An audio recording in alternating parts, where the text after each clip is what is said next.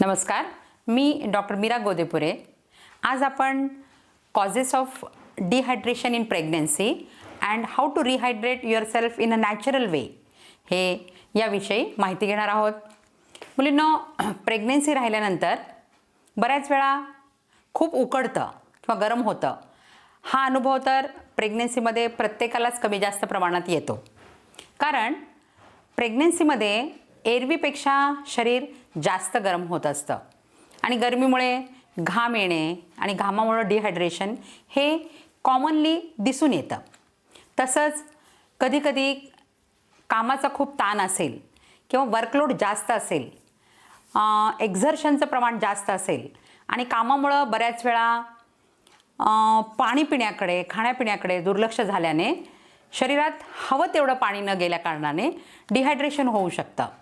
तसंच infection related problem जे असतात, तर ज्याच्यामध्ये इन्फेक्शनमुळे टेम्परेचर येणं, टेम्परेचर बरेच दिवस राहणं, अँटीबायोटिक्स घ्यायची वेळ येणं, या सगळ्या कारणामुळे डिहायड्रेशन होऊ शकतं। त्यानंतर प्रेग्नन्सी रिलेटेड बऱ्याच वेळा थायरॉईड प्रॉब्लेम्स असतील तर मेटाबॉलिझममध्ये प्रॉब्लेम येतो आणि त्यामुळे पाण्याचं प्रमाण कमी होऊ शकतं। तसंच प्रेग्नन्सी रिलेटेड जेस्टेशनल डायबिटीस असेल तर पॉलियुरिया म्हणजे लघवीचं प्रमाण जास्त झाल्या कारणाने शरीरामधलं पाणी कमी होऊ शकतं, ज्याला आपण डिहायड्रेशन म्हणतो। तसंच बऱ्याच वेळा आपल्याला भूक लागली की चहा आणि कॉफी घेण्याची किंवा शुगरी ड्रिंक्स घेण्याची सवय असते। आता असे पदार्थ जास्त घेतले तर युरिनचं प्रमाण म्हणजे लघवी होण्याचं प्रमाण जास्त होतं आणि त्यामुळे देखील डिहायड्रेशन होऊ शकतं। हॉर्मोनल चेंजेस हे तर एक कारण प्रेग्नन्सीमध्ये डिहायड्रेशनचं आहेच आहे। आता आपल्याकडे असं म्हणतात की प्रेग्नेंट राहिलेली माता आणि बाळाला फीड करणारी माता, म्हणजे प्रेग्नन्सी राहिल्यानंतर बाळाला जोपर्यंत स्तनपान म्हणजे ती प्रेग्नेंट लेडी करते तोपर्यंत उपवास हा अलाउड नाही आहे, परंतु बऱ्याच वेळा उपवास केल्या कारणाने पाणी त्या प्रमाणात पिलं जात नाही आणि म्हणून डिहायड्रेशन होऊ शकतं। त्यानंतर प्रेग्नन्सी राहिल्यावर बऱ्याच वेळा स्ट्रेस, भीती, टेन्शन अशा कारणाने देखील अधिक घाम येतो आणि डिहायड्रेशन होऊ शकतं। क्वचित प्रसंगी 7व्या, 8व्या, 9व्या महिन्यामध्ये काही वेळा एका पायावर सूज, क्वचित प्रसंगी 2 पायावर सूज येते, कधीकधी ब्लड प्रेशर वाढतं आणि या सगळ्या कारणाने इडिमा पायावर आल्या कारणाने आपल्या शरीरातलं पाण्याचं प्रमाण हे कमी होऊ शकतं। त्यानंतर प्रेग्नन्सी राहिल्यावर बऱ्याच वेळा फर्स्ट ट्रायमेस्टरमध्ये मॉर्निंग सिकनेस म्हणजे उलटी आणि नॉशिया झाल्या कारणाने भिवूनच पाणी कमी पिलं जातं आणि हे तर एक मुख्य कारण डिहायड्रेशनचं आहेच आहे। आणि म्हणून प्रेग्नन्सीमध्ये स्वतःला रिहायड्रेट ठेवणं अत्यंत महत्त्वाचं असतं। मग आता हे डिहायड्रेशन झालं, ही लक्षणे कशी ओळखायची? तर प्रथम जेव्हा आपल्या शरीरातलं पाणी कमी होतं तेव्हा ओठ कोरडे पडतात, घसा कोरडा पडतो, चक्कर आल्यासारखं होतं, कधीकधी गरगरल्यासारखं होतं, डोकं दुखतं, या साईन्स पाणी कमी झालेले असतात। तसंच एरवीपेक्षा लघवीचं प्रमाण हे कमी होतं आणि लघवीचा हा जो रंग आहे तो रंग देखील नेहमीपेक्षा डार्क असतो।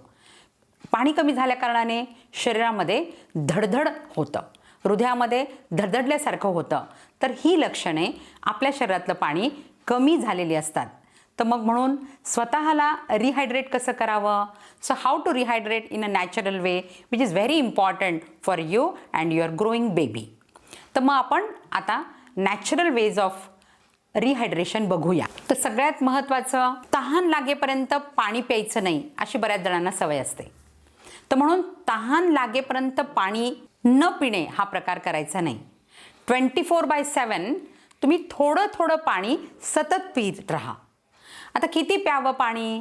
ॲक्च्युली नॅचरली 2 ते 3 लिटर पाणी हे दिवसभरामध्ये पोटात गेलं पाहिजे आणि विविध लिक्विडच्या स्वरूपात हे गेलं पाहिजे, परंतु क्वचित प्रसंगी वातावरण, वजन, कामाचं स्वरूप या वेगवेगळ्या गोष्टीवर हे पाण्याचं प्रमाण थोडं बहुत कमी जास्त होऊ शकतं। तर काय प्यावं? आपल्याला जे तब्येतीला योग्य आहे, जे पचते, जे आवडते, जे स्वतःला रिहायड्रेट करते, अशा अत्यंत नैसर्गिक लिक्विड्सचे प्रमाण हे तुम्ही व्यवस्थित घ्यावे. यामध्ये घरात तयार होणारे विविध भाज्यांचे सूप्स, काला करून जेवायची सवय लावावी. त्यानंतर विविध प्रकारचे सरबत घ्यावेत. तुम्ही फ्रूट ज्युसेस घेऊ शकता, पण ते विदाऊट शुगर असले पाहिजेत. सीजनल ताक घेऊ शकता, धन्ना कॉफी घेऊ शकता. त्यानंतर नारळाचं पाणी, जर ब्लड प्रेशर नॉर्मल असेल तर तुम्ही घेऊ शकता. कोकम सरबत घेऊ शकता, पेज किंवा डाळ शिजवताना पाणी. आता फळं कोणती खावीत, तर अत्यंत जी रसदार फळं आहेत की ज्याच्यामध्ये पाणी आहे आणि जे आपल्या शरीराला योग्य आहे, अशी मोसंबी, संत्री अशी रसदार फळं खावीत. सीजनल कलिंगड असेल ते तुम्ही जरूर घेऊ शकता. याशिवाय काकडी किंवा अशी पाणीदार जे काही फळं असतात तर ती फळं, फोडभाज्या, कोशिंबिरी करून तुम्ही घेऊ शकता. आणि चहा आणि कॉफीचं प्रमाण हे कमी ठेवावं. आणि चहा कॉफीच्या ऐवजी धन्ना कॉफी ही रेसिपी आम्ही आमच्या क्लासमध्ये मुलींना सांगतो. त्यामुळे चहा आणि कॉफी पिण्याची सवय कमी होते आणि धन्ना कॉफी ही स्वतःच्या शरीराला आणि बाळाच्या शरीराला खूप हितकारक असते. कारण प्रेग्नेन्सीमध्ये स्वतःला रिहायड्रेट ठेवणं बॉडी टेम्परेचरसाठी आणि बाळाच्या ग्रोथसाठी अत्यंत महत्त्वाचे असते. तर या सर्व गोष्टी मुलींनो फॉलो करा आणि स्वतःला उत्तम ठेवा, स्वतःची तब्येत उत्तम ठेवा. थँक्यू.